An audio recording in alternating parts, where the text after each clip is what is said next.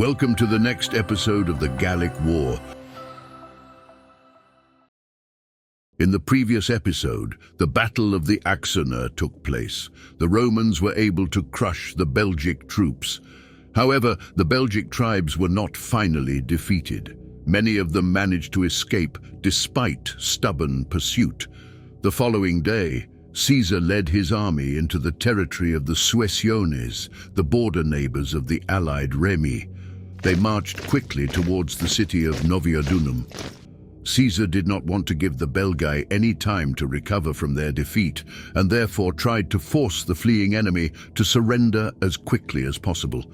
His informants told him that the city of Noviodunum was supposed to be unmanned, which is why he tried to storm it before they had even set up camp.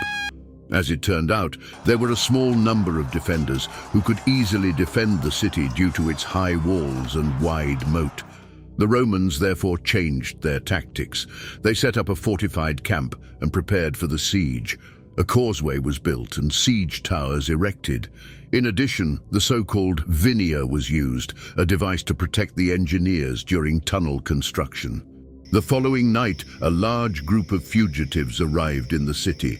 Frightened by the size and mass of the siege equipment, they sent envoys to the Romans and asked for mercy in return for handing over the city peacefully. In addition to the peaceful handover of the city, Caesar also demanded noble hostages, including 2 sons of King Galba and all their weapons.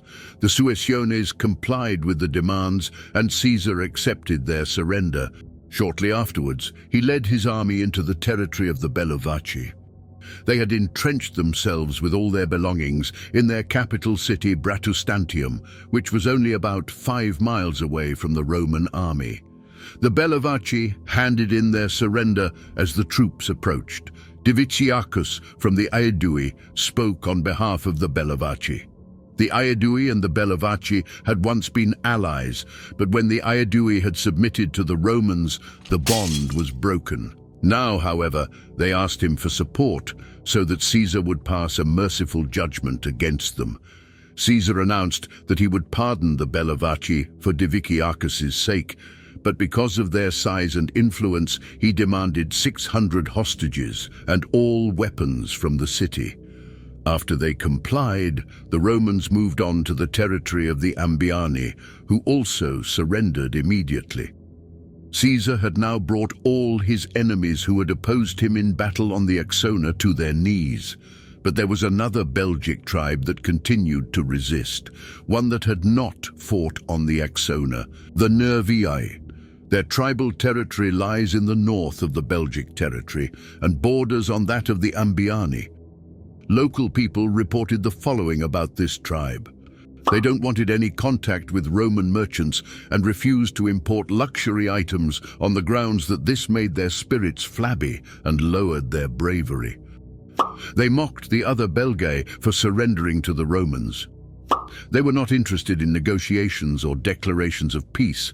Diplomacy was therefore not enough to put a stop to the Nervii. They understood only the voice of arms. After 3 days of marching through the land of the Nervii, the Romans learned from prisoners that the river Sabis was no more than 10 miles away from their camp. The Nervii had established themselves on the other side of the river and were waiting for the Romans to arrive. They received support from the Atrebats and Viromandui, their border neighbors, who had also not yet been subjugated. The troops of the Aduatuci were on their way to help, but they were delayed by their women and old men who were traveling with the soldiers. After the news reached Caesar, he sent out scouts and centurions to find a suitable place to camp. Some of the subjugated Belgae managed to escape during the march and ran over to the Nervii. They reported that there was a large amount of baggage between the individual legions and that there would be a favorable moment to attack when the first legion had already set up camp, but the others were still on the march. This would create a large gap, and easy pickings could be made. An attack would also be favored by the fact that the area was overgrown. The Nervii fought exclusively on foot.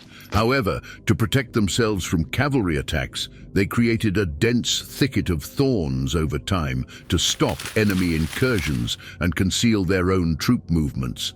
Will the Nervii seize the initiative and attack the Romans from ambush? The battle is no longer far away. Who will have the upper hand? Can the Romans prevail once again? You'll find out next time. Stay tuned. Your geek philosopher.